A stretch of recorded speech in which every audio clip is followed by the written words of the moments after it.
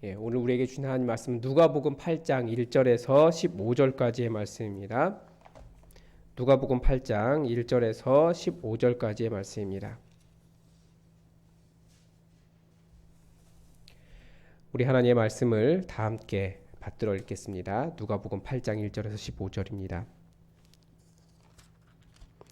그 후에 예수께서 각 성과 마을에 두루 다니시며 하나님의 나라를 선포하시며 그 복음을 전하실세 12 제자가 함께하였고 또한 악귀를 쫓아내심과 병 고침을 받은 어떤 여자들 곧 7 귀신 나간 자 막달라 마리아이니라 헤롯의 청지기 구사의 아내 요한나와 수산나와 다른 여러 여자가 함께하여 자기들의 소유로 그들을 섬기더라. 각 동네 사람들이 예수께로 나와 큰 무리를 이루니 예수께서 비유로 말씀하시되 씨를 뿌리는 자가 그 씨를 뿌리러 나가서 뿌릴새 더러는 길가에 떨어짐에 밟히며 공중의 새들이 먹어버렸고 더러는 바위 위에 떨어짐에 싹이 났다가 습기가 없으므로 말랐고 더러는 가시떨기 속에 떨어짐에 가시가 함께 자라서 기운을 막았고 더러는 좋은 땅에 떨어짐에 나서 100배의 결실을 하였느니라. 이 말씀을 하시고 외치시되 들을 귀 있는 자는 들을지어다. 제자들이 이 비유의 뜻을 물으니 이르시되 하나님 나라의 비밀을 아는 것이 너희에게는 허락되었으나 다른 사람에게는 비유로 하나니 이는 그들로 보아도 보지 못하고 들어도 깨닫지 못하게 하려 함이라.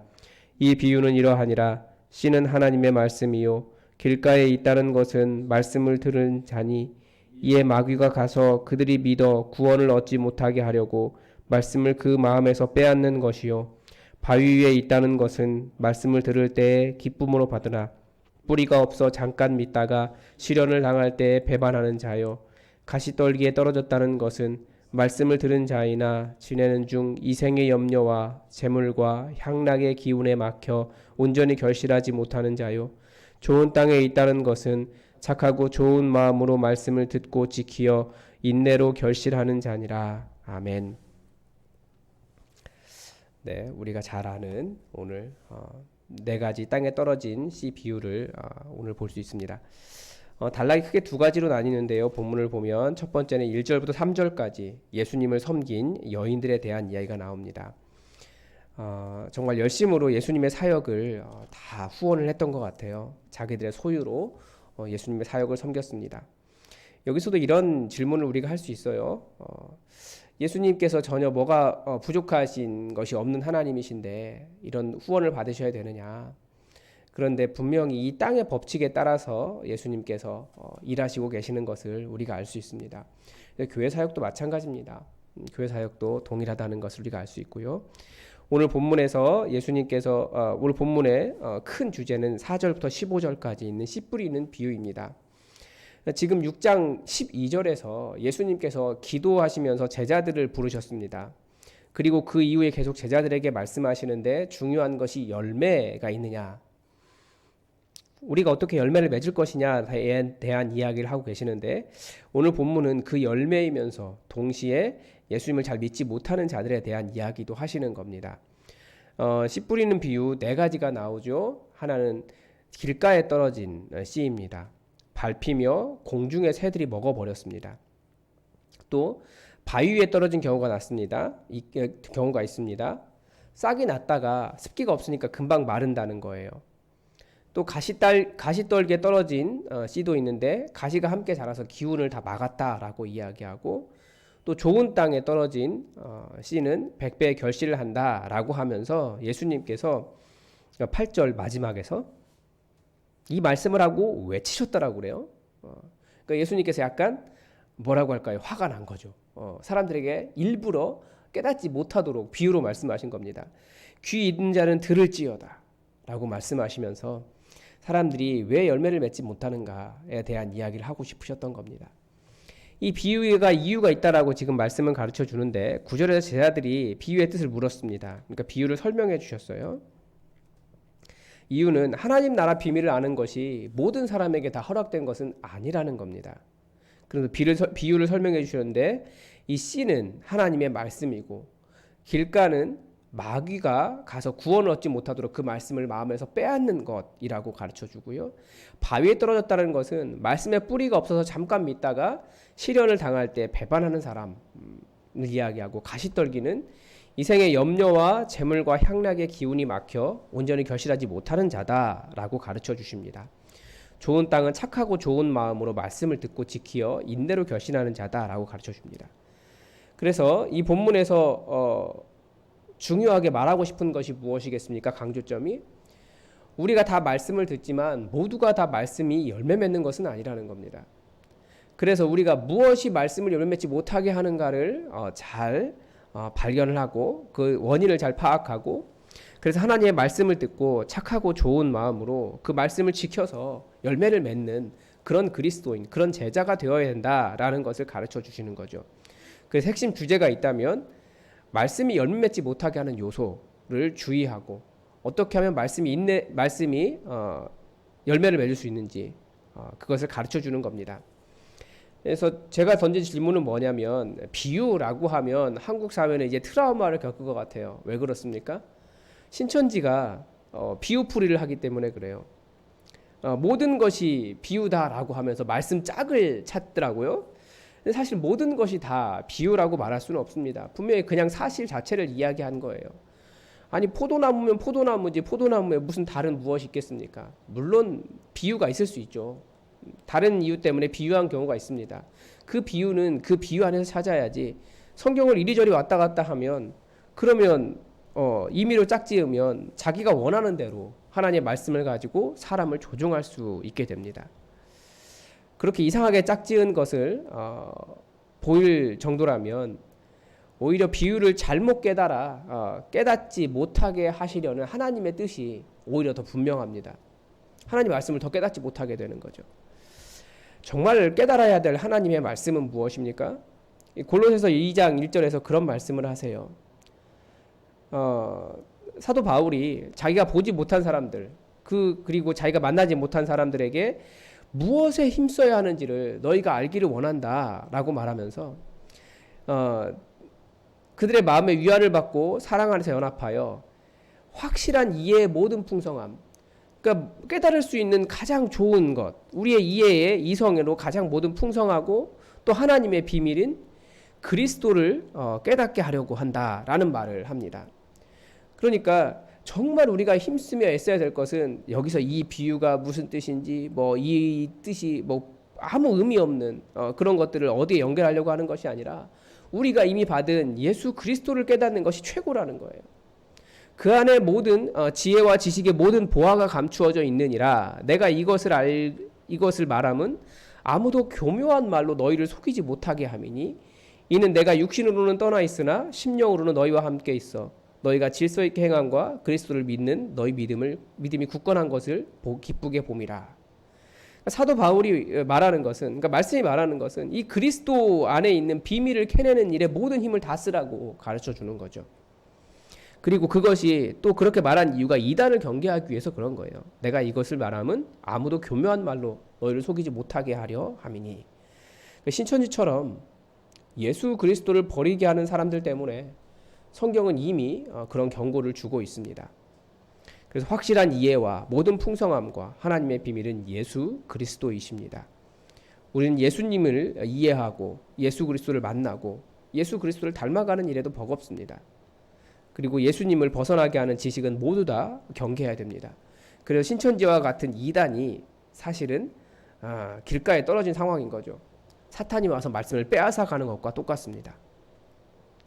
그리고 오늘 제가 설교의 제목을 정하면서 열매 맺지 못하게 하는 오적이라고 적었는데요. 왜 그러냐면 말씀이 열매 맺지 못하게 하는 것이 나옵니다. 첫 번째는 마귀가 나와요. 그러니까 이건 영적인 문제라는 거죠. 그리고 두 번째는 시련이 있습니다. 믿음대로 살려고 하니까 시련이 있다라는 거예요. 그리고 세 번째는 이생의 염려. 우리는 이 땅을 살아가기 때문에 말씀대로 살면 과연 우리가 잘 살아갈 수 있을까라고 하는 이생의 염려가 있고, 또 재물의 문제. 우리 이거 예수님 말씀 따라가면 손해볼 수 있거든요. 그 손해보는 것 때문에 두려워한다는 거예요. 재물. 그 다음에 마지막으로 향락. 나는 내 마음대로 살아가고 싶은데 말씀을 자꾸 그렇게 살지 말라고 이야기하기 때문에 말씀이 열매 맺지 못한다는 겁니다. 마귀, 시련, 이생의 염려, 재물, 향락. 이게 말씀이 열매 맺지 못하는, 그러니까 제자가 제자 되지 못하는 5가지 오적입니다. 이걸 잘 기억하셔야 됩니다.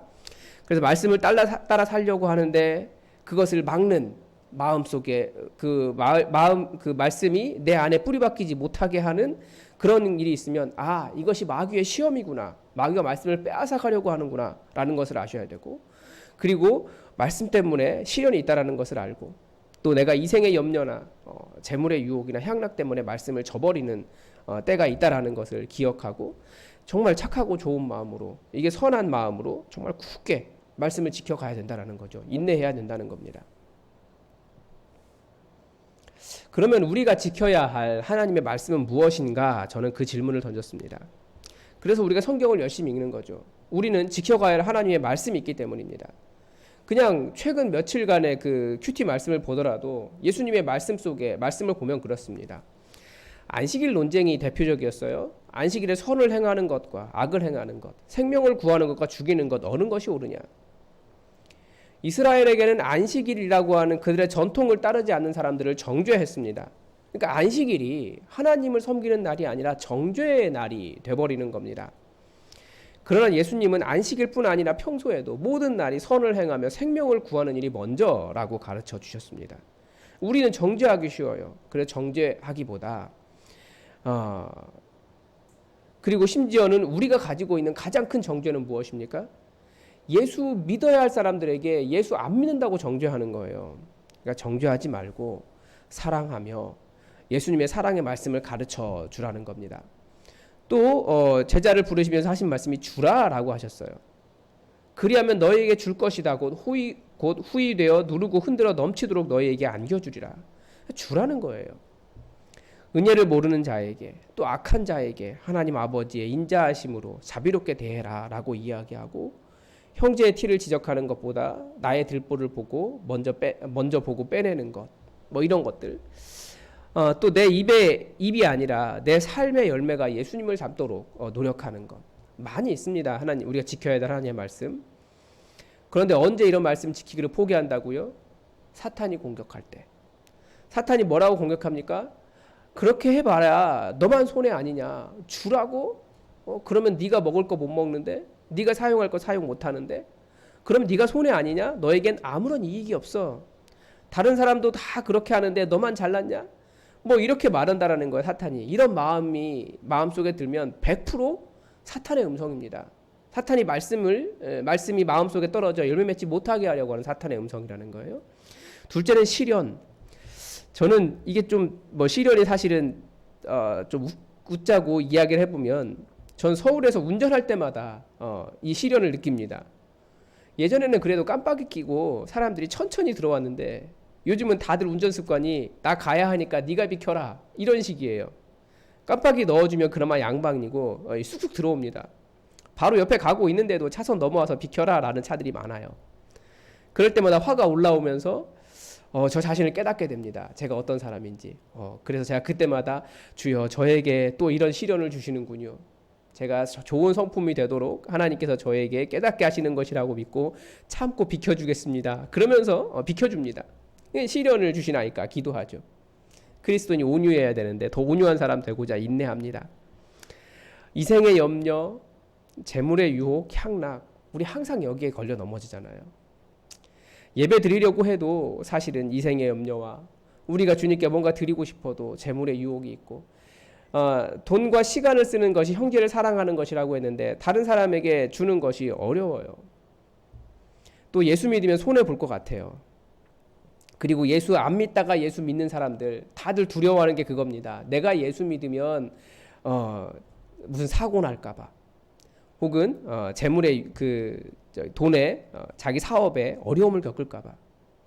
반대로 또 이것도 또 반대로 뒤집어 보면, 예수님 열매를 맺지 못하게 되는 이유가 뭐냐면, 교회에 나오는 이유가 말씀을 이루기 위해서, 주님을 따라가기 위해서가 아니라 이생의 염려를 해결하기 위해서, 혹은 자기의 재물의 문제를 해결하기 위해서, 좋은 관계 맺고 사업 때문에 그렇게 교회에 나오면 그것도 일종의 재물의 유혹이 될 수 있습니다. 그러니까 우리에게는 언제든지 이런 문제가 다 있어요. 그래서 이 5가지를 항상 기억해서 사탄, 시련, 이생의 염려, 재물의 유혹, 향락. 그래서 우리 이것을 잘 기억해서 이것들 때문에 말씀을 이루지 못한다라고 하는 것을 잘 기억했으면 좋겠습니다. 저희 느낌은 무엇이었냐면 예수님께서 정말 사람들에게 답답하셨던 것 같아요. 제자들에게도 너희가 나를 주여 주여 너희의 스승이라고 부르는데 왜 나를 따라하지 않느냐, 닮아가지 않느냐라고 답답해 하시면서 마지막으로 이 열매 얘기하시는 거예요. 외치셨어요. 말씀을 하시고 외치시되 들을 귀 있는 자는 들을지어다. 정말 제자에게는 열매가 필요한 거예요.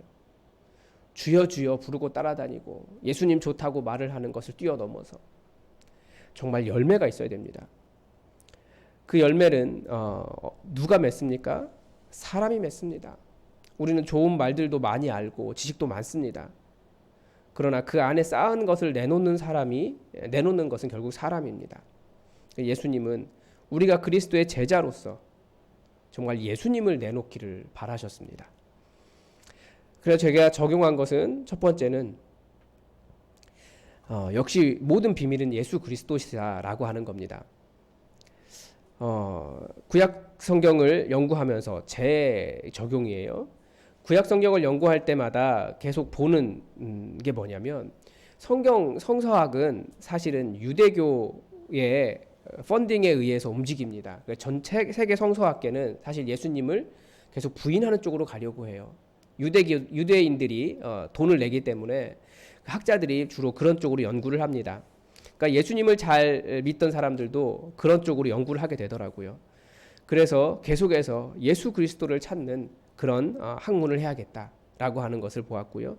또 확실한 이해의 모든 풍성함과 하나님 나라의 비밀이 그리스도라고 했기 때문에 더 그리스도를 깨달아야겠다라는 생각을 했습니다. 그리고 또 하나는 이 5가지 말씀 방해 오적, 사탄의 음성, 시련, 이생의 염려, 재물의 유혹, 향락, 내 안에서 어떻게 일어나는지 잘 바라보면서 이 5가지를 기억해서 말씀이 우리 안에 떨어져서 정말 열매 맺는 그런 사람이 되어야겠다라고 적용을 했습니다. 우리 모두가 다 마찬가지일 거예요. 사탄은 계속 이야기해요. 말씀이 열매 맺지 못하게 하려고. 또 말씀 때문에 시련을 줍니다. 또 계속해서 이 땅의 염려 때문에 혹은 내가 더 돈을 벌려고 더 시간을 하나님께 드리지 못하고 예수님을 찾지 못하고 아니면 더 즐겁게 살기 위해서 예수님을 따르지 못하고 말씀을 따르지 못하게 하는 그런 일이 있다라는 것을 항상 기억하시고 이런 일이 있을 때마다 더 주님 말씀 향해서 주님 말씀을 굳건하게 지켜서 인내로 결실하시기 바랍니다. 기도하겠습니다.